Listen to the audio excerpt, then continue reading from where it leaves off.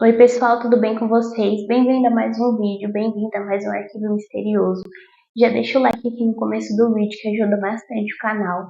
Se você não é inscrito, se inscreva e me acompanhe também nas minhas redes sociais, que por lá também tem arquivo misterioso. Então vamos lá começar o arquivo misterioso de hoje.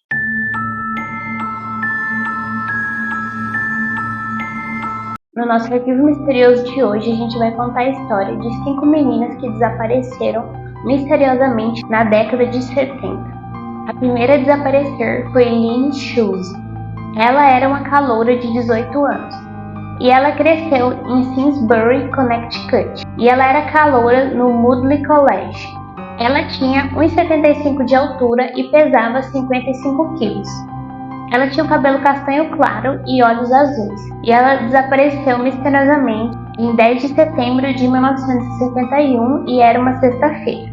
Ela estava vestindo um suéter azul marinho, uma parca de esqui de nylon marrom, jeans e botas de caminhada quando desapareceu. E ela foi vista pela última vez às 2h15 do lado de fora de um posto de gasolina.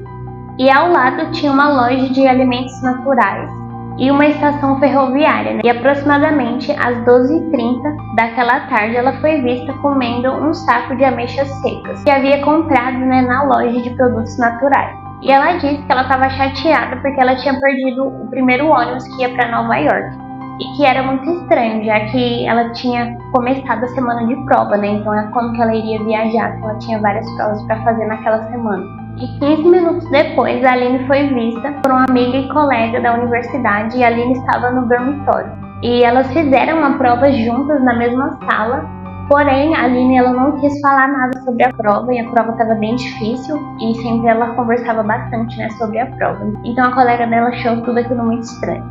Então a amiga dela foi pro dormitório junto com a Aline e saiu por um momento, e 5 minutos depois que essa amiga voltou pro dormitório, a Aline não estava mais lá. Então a colega dela achou que ela tinha ido fazer mais alguma prova, já que tinha várias provas naquele dia. E depois ela foi vista às 2h15 no posto de gasolina e depois ninguém nunca mais teve notícias dela. E o desaparecimento da Aline é considerado muito suspeito, já que ela não levou nada, deixou os documentos, dinheiro, a bolsa e vários pertences pessoais ela deixou lá no dormitório dela, então ela saiu completamente sem nada. Apesar de alguns avistamentos e notícias falsas, depoimentos falsos, o caso da Aline recebeu pouca atenção até o dia 23 de março de 2015. Então a polícia fizeram algumas investigações com o dono da loja de alimentos naturais. Foi perto de onde a Aline foi vista. E o dono da loja era Robert Dust. E ele tinha sido preso 9 dias antes do desaparecimento da Aline, em 14 de março, em Los Angeles, pelo assassinato de Susan Berman. E a única pista que eles tiveram foi que a Aline foi vista lá da loja de produtos naturais e o Robert ele tinha sido preso um pouco tempo antes. Então a polícia recebeu a ligação como denúncia. O comandante da polícia disse sobre o Robert: esta é uma pessoa que é muito de interesse para nós. Porém, não chegou a confirmar se o Robert era realmente uma pessoa de interesse para eles. Havia várias especulações dizendo que sim, talvez o Robert estaria ligado ao desaparecimento da Aline. E o paradeiro da Aline é desconhecido até hoje, ninguém sabe o que realmente aconteceu com ela. E atualmente, se ela estiver viva ainda hoje, ela teria 62 anos. E a outra garota que desapareceu misteriosamente, Ellen Frances Wilson, de 19 anos. Ela tinha 1,65 de altura e pesava aproximadamente 130 libras. Ela tinha olhos e cabelos castanhos. Ela desapareceu em 1º de junho de 1976, em Napa, Califórnia. Existem 2 relatos diferentes, seria do dia do desaparecimento da Ellen. São relatos bem curtos, que não tem quase nada de informação. A Ellen deixou a casa que vivia com o pai e o irmão para comparecerem a um casamento, no condado de Solano, porém ela nunca chegou até lá. E a mala dela, que estava feita, foi deixada em casa. E a outra versão conta que a Ellen desapareceu em um resort na área do Lago Berryessa, no condado de Napa. E o pai da Ellen relatou que ela deixou o resort para fazer uma prova do vestido de noiva, em Benícia, no condado vizinho de Solano. Porém, ela também nunca chegou lá, Então ficou meio no ar se era uma festa de casamento que ela iria ou porque ela também iria casar. E em 2012, a unidade de casos arquivados no condado de Napa adicionou o caso da Ellen a uma lista de 3 mortes e desaparecimentos locais não resolvidos. E eles acreditam, né, que esses casos podem ser resolvidos, né, com tanta tecnologia que tem hoje em dia. E que eles têm muita possibilidade de serem solucionados. E com essa declaração, né, várias pessoas acharam, né, que os investigadores sabiam de mais alguma coisa e que eles não estavam querendo falar, né, que eles deixaram meio essa informação, né, no ar. E tem uma coincidência no caso do desaparecimento da Ellen, que o Lago Barissa, local, né, de onde um dos maiores serial killers que teve foi o assassino do Zodíaco, onde ele fazia, né, as vítimas, em 27 de setembro de 1969. Porém, né, ficou no ar também, ninguém sabe se foi ele ou não. Os restos mortais da Ellen nunca foram encontrados, sabe nada de seu paradeiro. E se ela estiver viva hoje, ela teria 58 anos. E a terceira desaparecida é Judy Ann Sylvester. Ela tinha 22 anos e 1,5 metro de altura, pesava aproximadamente 45 quilos. Ela tinha olhos azuis e cabelos castanhos.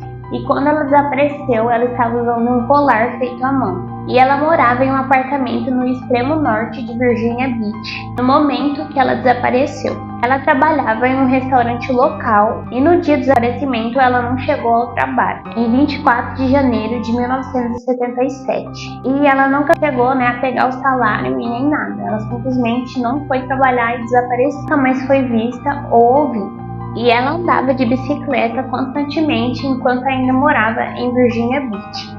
E de acordo com a irmã dela, Dorothy, a bicicleta dela foi deixada no apartamento dela com um namorado. E a irmã, né, da Judy, a Dorothy, ela disse que posteriormente o namorado da Judy tinha levado a bicicleta dela. E ela também disse que depois do desaparecimento da Judy, o namorado dela estava vivendo, né, no apartamento dela. Porém, não se tem muitas informações, né, sobre o nome do namorado e nem nada do tipo, e também nem se ele foi um dos principais suspeitos. E teve uma teoria, né, do desaparecimento da Judy que foi levada a uma estação de televisão em 2011, que talvez, né, a Virginia teria sido vítima de algum serial killer que não foi encontrado. Os apresentadores apontaram semelhanças físicas, né, do desaparecimento da Judy com os assassinatos de 11 mulheres na área de Virginia Beach entre 1973 a 1985. Eram jovens com a idade entre 18 e 25 anos, brancas e bonitas. E a Judy, né, foi uma das mulheres que coincidiam, né, com esse padrão das vítimas dessa época. Porém, né, não há ligações conclusivas que liguem a Judy e essas mulheres que morreram ao mesmo assassino, né, ao mesmo criminoso. E o paradeiro da Judy também é desconhecido, ninguém nunca mais teve nenhuma informação ou nada do tipo, e o caso permanece sem solução até hoje. A vítima desaparecida é Sherilyn Shear. Ela tinha 19 anos e 1,5 metro de altura e pesava 45 quilos. Ela tinha cabelos ruivos e olhos azuis. Ela tinha uma verruga a cerca de 1 centímetro acima do umbigo e uma marca de nascença marrom entre as omoplatas. E ela foi vista pela última vez trabalhando no posto de gasolina em seu turno, o posto Hood, em Scott City, Missouri, em 17 de abril de 1979. E ela desapareceu no posto em algum momento das 11h40 da manhã às 11h50, deixando para trás a bolsa com seus bens pessoais, como talões de cheques, e ela também deixou o seu carro no estacionamento e as chaves estavam dentro da bolsa dela. E aproximadamente $480 estavam faltando do caixa. E as autoridades confiaram que a Sherilyn foi sequestrada, né, por algumas pessoas desconhecidas e teve, né, o dinheiro do caixa levado após um assalto. Porém, não teve nenhuma testemunha do possível sequestro. E os serial killers Otis Toole, Harry Lee Luke viajaram juntos e separadamente pelos Estados Unidos na década de 70 a 1980, matando pessoas, né? Eles disseram à polícia que eles mataram, né, uma garota na época, né, que a Sherilyn desapareceu.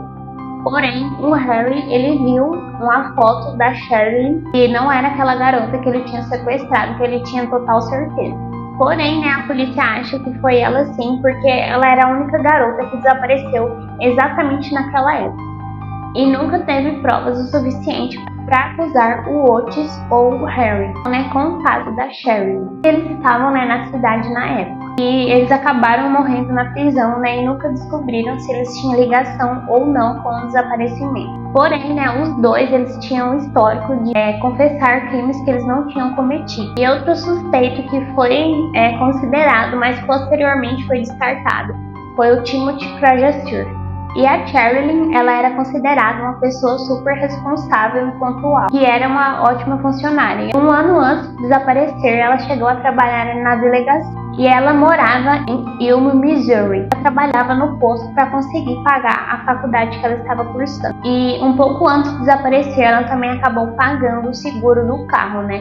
Então eles acham que não foi ela, né, que roubou aquele dinheiro do caixa. Desde o desaparecimento em 1979, o caso dela não foi esquecido. E ainda há coberturas, né, sobre o caso dela, se há alguma pista ou alguma novidade. E há várias cerimônias, né, que os familiares fazem para recordar e celebrarem a sua vida. Porém, né, ninguém sabe o que aconteceu com ela até hoje. E a quinta desaparecida era Judy Martins, de 22 anos. Ela tinha 1,75 de altura e pesava aproximadamente 55 quilos. Ela desapareceu na noite de 24 de maio de 1978 e ela estava usando uma fantasia de Halloween. Ela usava uma peruca vermelha berrante, óculos de sol enorme, blusa xadrez marrom e amarelo, botes jeans azul, estilo gaúcho, e chegava até o meio da panturrilha e também estava usando um sobretudo bege. E também usava cinto e botas marrom. Porém, o óculos que ela usava para leitura foi deixado em seu dormitório. E ela só teve que caminhar 300 metros da Dunbar Hall, da Kent State University, até o Engleman Hall. E esse percurso, né, levaria apenas 3 a 4 minutos. Porém, ela nunca conseguiu. E ela simplesmente desapareceu ali naquela curta distância. E ela só foi dada como desaparecida 2 dias depois, no dia 26 de maio. E a carteira e outros pertences foram deixados no quarto dela. E ela era considerada uma ótima estudante da Kent State. E lá ela era conselheira estudantil residente. E a família disse que não era comum ela não ligar para eles e nem fazer nenhum check-in, né, na universidade. E eles escreveram na Judy como uma pessoa responsável. A polícia de Kent City conduziu uma grande busca pelo rio Cuyahoga e nos campos das áreas próximas, com helicópteros da Guarda Nacional e com scanners infravermelhos, que era, né, algo muito novo para a época. A busca acabou, né, não rendendo em nada.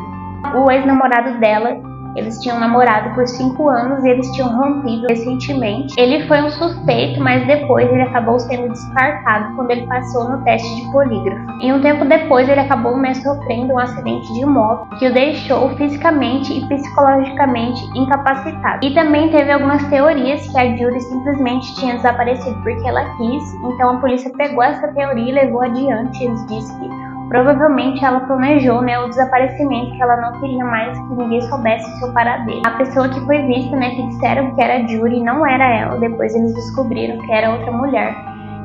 A polícia continuou levando, né, essa teoria adiante. Tem um suspeito que possa estar envolvido, né, no desaparecimento da Judy, é o William John Postey. Está ligado à morte de 2 mulheres, uma em 1976 e a outra em 1980. E na época, né, do desaparecimento da Judy, o William, ele morava em Kent, né, ali perto da cidade dela, em um apartamento de apenas 10 minutos. E da cela dele, né, ainda quando ele estava preso, o William, e ele se recusou a falar sobre a Judy. Ele disse que não falaria, não queria nem saber. Não há nenhuma pista sobre o paradeiro da Judy, ou qualquer notícia, ou qualquer pista, e o desaparecimento dela está sem solução até hoje. Então esse foi o arquivo misterioso de hoje. Então agora eu vou dar minha opinião sobre o caso. Eu acho que esse caso é muito misterioso, né? Realmente é um arquivo misterioso. Eu fico me perguntando, né, o que realmente aconteceu com elas, né? Eu imagino a família, né, como que a família deles estão, né? Acredito que os pais delas já morreram, né, porque já faz muito tempo, né? Hoje em dia todas elas já estariam quase idosas, né? Então eu imagino que os pais delas já morreram, né? E morreram, né, sem saber o que realmente aconteceu, né, com elas. Morreram, né, com o coração aflito, sem saber o que realmente aconteceu. Então esses casos que não têm solução são casos muito tristes, né?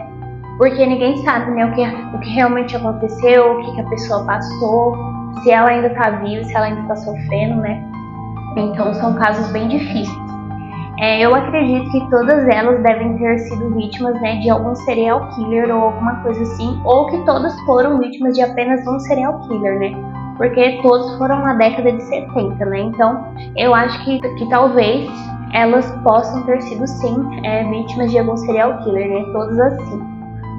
Mas fica no ar, né? Não tem nenhuma novidade sobre o caso, não tem nenhuma pista, nada recente. O que mais me intriga é que ninguém viu, né? Ninguém teve notícia, ninguém não teve testemunha, não teve nada. Elas simplesmente sumiram, né? Ali do nada no ar, né? E ficou por isso mesmo. E eu acredito também que a polícia não se esforçou, né, o suficiente para achar, né, essas mulheres. Então esse é um caso muito triste. Eu quero saber a opinião de vocês, tá bom? Deixem aqui nos comentários. Então é isso. Se você ainda não deixou o like, deixa, tá? Que ajuda bastante o canal a crescer. Se você não é inscrito, se inscreva e me acompanhe também nas minhas redes sociais. Então é isso, um beijo e até o próximo Arquivo Misterioso.